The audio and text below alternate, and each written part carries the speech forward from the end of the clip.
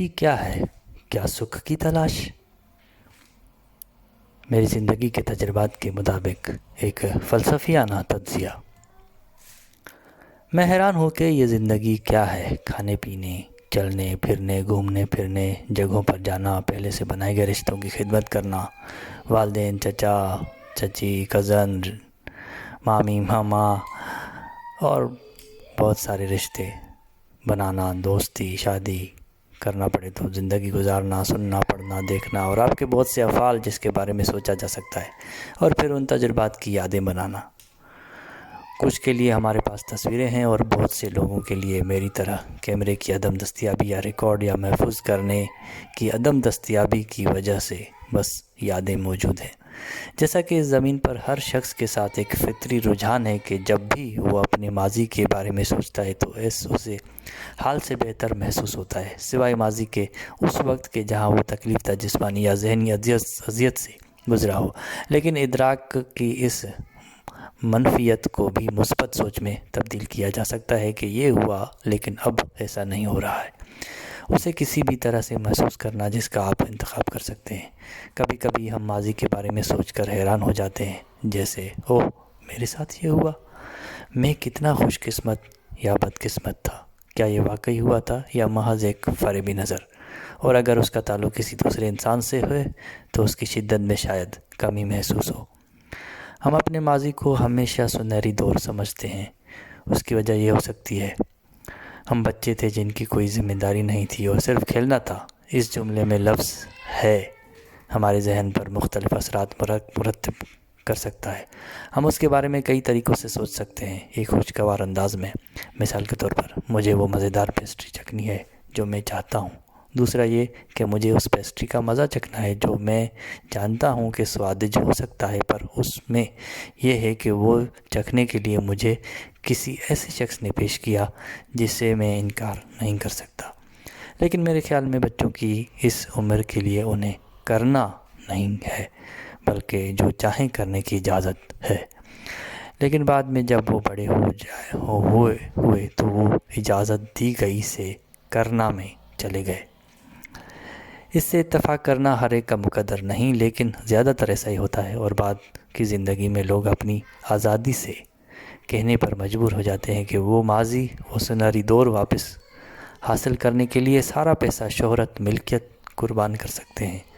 یہ film joker میں کہے گئے ایک جملے یا جگجیت سنگھ اور دوسروں کے گائے ہوئے گانے کی طرح ہو سکتا ہے کہ مجھ سے میری تمام دولت اور شہرت لے لو اور مجھے واپس کر دو میرے بچپن کی عمر۔ اور ماضی کو یاد کرنا اتنا دل فریب ہے کہ یہ آپ کو جہاں سے آپ ہیں وہاں سے باہر لے جاتا ہے، آپ کے ذہن کو شوٹنگ کی طرح موڑ دیتا ہے، آرام دلاتا ہے اور آپ کو خواب جیسی کیفیت کا تجربہ کرنے کے لیے گھسیٹتا ہے۔ لہٰذا جب میں اپنی ماضی کو یاد کرتا ہوں تو یہ مجھے حیرت اور مزید حیرت میں مبتلا کر دیتا ہے کہ یہ کتنا عظیم تھا۔ اگر میں یہ یوٹوپیا یا خواب بانٹتا ہوں کہ میں ایسی جگہ پر ہوں جہاں کسی کے لیے میری کوئی ذمہ داری نہ ہو، یا اگر ہو تو میں مجبوری میں نہیں بلکہ خوشی سے کر رہا ہوں، وہ جگہ جہاں میں کتابیں پڑھتا ہوں، جو چاہتا ہوں لکھتا ہوں، جس قسم کا مائع میں چاہتا ہوں گھونٹ لیتا ہوں، اپنی پسند کا کھانا کھاتا ہوں، اپنی پسند کے لوگوں کے ساتھ جاتا ہوں اور ان جگہوں کا دورہ کرتا ہوں جہاں میں پسند کرتا ہوں، ان جگہوں اور نظریات کو جانتا ہوں جنہیں میں دریافت کرنا چاہتا ہوں، وغیرہ وغیرہ۔ بہت سے لوگ کہتے ہیں خوشی دوسروں کو دینے میں ہے۔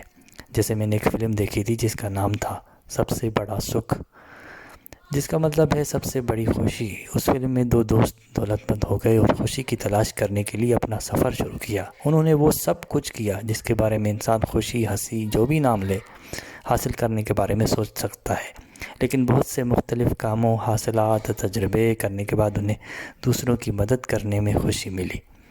اگر یہ دوسروں کی مدد کرنے میں ہے تو کیا کسی کے لیے ممکن ہے وہ کسی کو خوش کر کے وہ خوشی حاصل کر سکے؟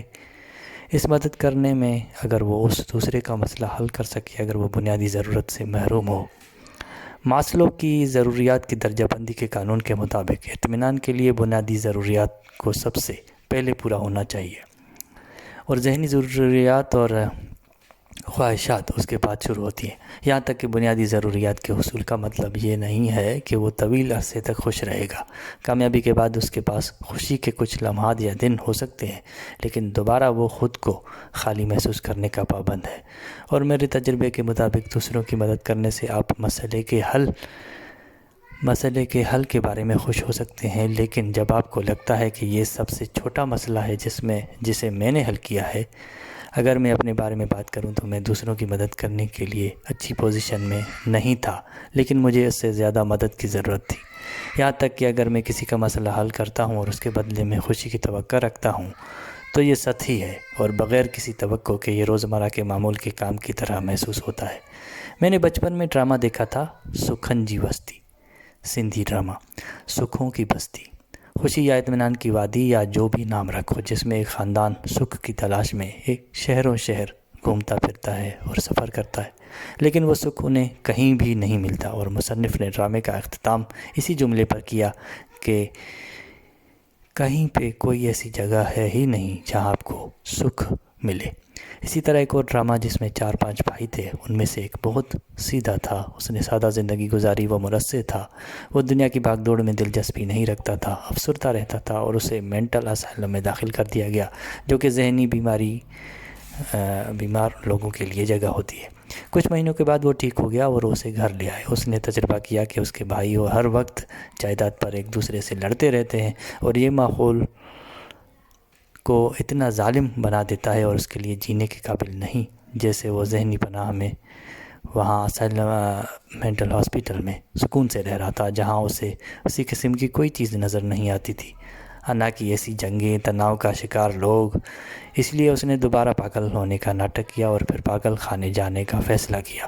اس لیے جب وہ اپنا گھر چھوڑ کر ذہنی پناہ میں رہنے لگتا تو وہ خوشی محسوس کرتا۔ میں اکثر اپنی شخصیت اس سے مشابہت محسوس کرتا تھا اور بچپن میں، اور مجھے یاد ہے جب میرے والد نے دوسری شادی کی تھی اور میری سوتیلی بہن کے بعد میرا سوتیلا بھائی پیدا ہوا، اس کے بعد میں نے ان سے پوچھنے کو بہت محسوس کیا کہ میں کئی بیٹیوں کے درمیان اکلوتا بیٹا تھا، تو اب تو آپ کو دوسرا مل گیا ہے، برائے مہربانی مجھے جانے دو، مجھے اپنا گھر چھوڑنے دو۔ یہ بہت عجیب تھا، مجھے نہیں معلوم کہ میں ایسا کیوں محسوس کر رہا تھا۔ اگر میں حقیقی معنی میں سوچتا ہوں تو میں کہاں جاؤں گا، کیا کروں گا، اس کا میں نے اس وقت کچھ تعین نہ کیا تھا۔ تو خوشی کیا ہے؟ یقیناً مادی فائدہ نہ صرف ضرورت کے لیے ضروری ہے، بلکہ یہ آپ کی خواہشات کو بھی پورا کر سکتا ہے۔ میں اپنی ضروریات کو پورا کرنے کے لیے زیادہ تر وقت اور پیسے سے محروم تھا اور اب بھی محروم ہوں، لیکن پتہ نہیں کیوں اس کے لیے میں اتنی سخت جد و جہد کرنا نہیں چاہتا، یا وہ خواہش بچی نہیں۔ وہ کون سا اطمینان ہے جو مجھے مسلسل محنت کرنے پر اکساتا ہی نہیں؟ میں اندازہ نہیں لگا سکتا کہ مجھے اس کے لیے کیسے جانا چاہیے جو میری ضرورت اور خواہش بھی ہے، اور کیا اسے اطمینان کہا جا سکتا ہے کہ میں اس پر مسلسل کام نہیں کر سکتا، یا اسے سستی کاہلی کہا جا سکتا ہے، یا بے پرواہی، یا مجھے اس کے لیے بہترین راستہ نہیں مل رہا؟ کیا کوئی کامل طریقہ ہے؟ جیسے کہ میں فلم ویکنگ لائف میں ایک جملہ سنتا ہوں کہ انسانیت کا سب سے زیادہ اثر انگیز کردار کیا ہو سکتا ہے، سستی یا خوف؟ لیکن کچھ معیاروں پر میں اس کی مخالفت کروں گا۔ ہمارے معاشرے میں جہاں خاندانی نظام پر زیادہ زور دیا جاتا ہے، وہ وہی کرتا ہے جو خاندان چاہتا ہے، یا وہ نفسیاتی طور پر ایسے کام کرنے پر مجبور ہو جاتا ہے، یا پھر اسے اپنے بزرگوں کے بتائے ہوئے خطوط پر سوچنا پڑتا ہے۔ اس میں زندگیاں گزارتے ہیں لوگ کہ اس کا خاندان کیا چاہتا ہے، اور وہ کرنے کی پرواہ پر وہ خوش ہو جاتے ہیں، لیکن یہ نہیں ہوتا۔ وہ اس گندگی، اس قید، اس ذمہ داری سے بچنے کی کوشش کرتا رہتا ہے۔ اگر یہ مثال غلط ہے تو میں آپ کو ایک اور مثال بتاتا ہوں۔ اگر آپ بغیر کسی توقع کے کسی کی مدد کرتے ہیں، حالانکہ یہ مشکل ہے اور بہت سے لوگ اس وقت تک نہیں کر سکتے جب تک ان کی شخصیت بدھ یا عیسائیت کے استعمال کے بعد تبدیل نہ ہو جائے، جیسے چہرے کے ایک دوسرے حصے پر بھی تھپڑ کھانے کے لیے اس کو پیش کرنا یا اسے تلاش کرنا، تو مجھے نہیں لگتا کہ یہ کسی کی مدد کر رہا ہے۔ یہ کسی کے لیے کام کر سکتا ہے لیکن سب کے لیے نہیں۔ تیسری اور بہت عام جہت وہ کرنا ہے جو آپ کو کرنا ہے، اور یہ سب سے مشکل چیز ہے جس کا میں نے تجربہ کیا ہے، لیکن صرف سوچنے میں، عمل میں نہیں۔ اس کی وجہ یہ ہے کہ میں خاندانی ذمہ داریوں وغیرہ کی وجہ سے نہیں کر سکا، لیکن میں محسوس کر سکتا ہوں کہ آگے کی خوشی حاصل کرنے کی اصل امید یہی ہے۔ مجھے اگلے بلاگ میں اس کی وضاحت کرنے کا موقع دیں۔ شاید تبصرے، مشورے اور مصروفیات انتہائی قابل تعریف ہے۔ سننے کے لیے شکریہ۔